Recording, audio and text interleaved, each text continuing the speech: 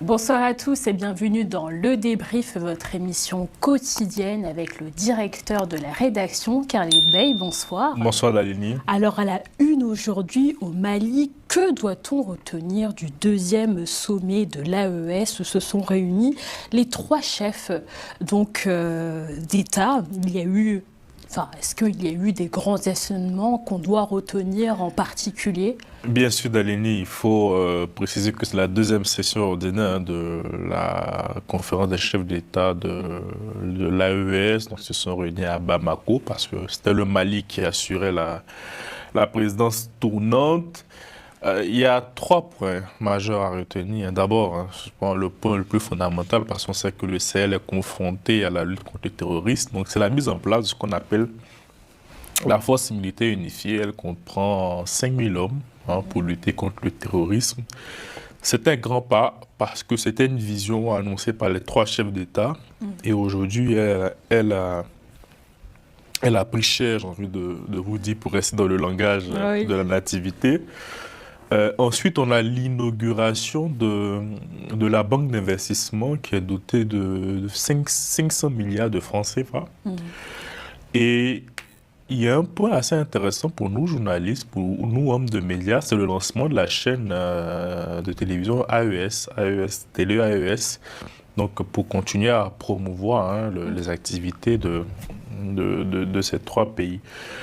Alors, ça, ce sont les grands enseignements, mais il y a aussi la suite, la vision. Et ils se sont penchés sur trois grands projets. D'abord, la mise en place aussi d'une compagnie aérienne. Moi, j'ai hâte de voir ce que ça va donner.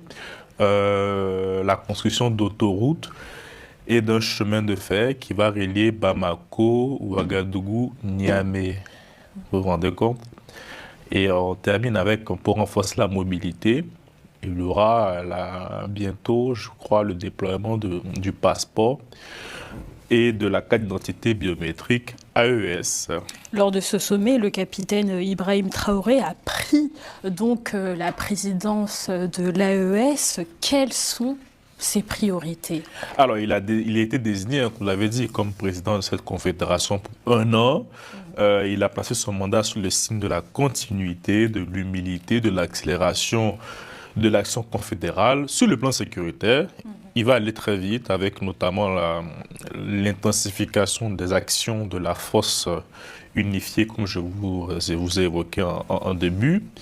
Il a appelé en tout cas les militaires à se préparer à de grandes opérations pour éradiquer, pour lutter contre le terrorisme. Et fidèle à lui-même par son côté un peu sankariste, il a rappelé sa volonté de placer son mandat sous le signe de la souveraineté alimentaire, industrielle, et aussi au niveau des infrastructures, la construction des infrastructures, pardon.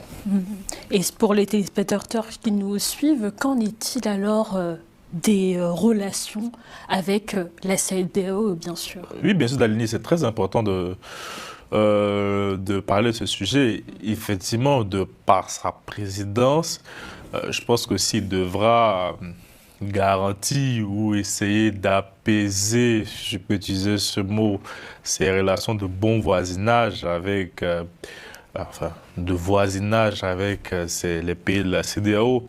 Mais je pense que c'est seulement que Dalini, qu'on le veuille ou pas, qu'on soit opposé aux pays de l'AES ou pas, je pense qu'en 2 ans, quand même, pour ce qu'ils sont en train de faire, franchement, il faut faire preuve d'humilité, de se dire, sincèrement, ces trois pays-là, avec ce qu'ils ont, sont en train de monter en puissance.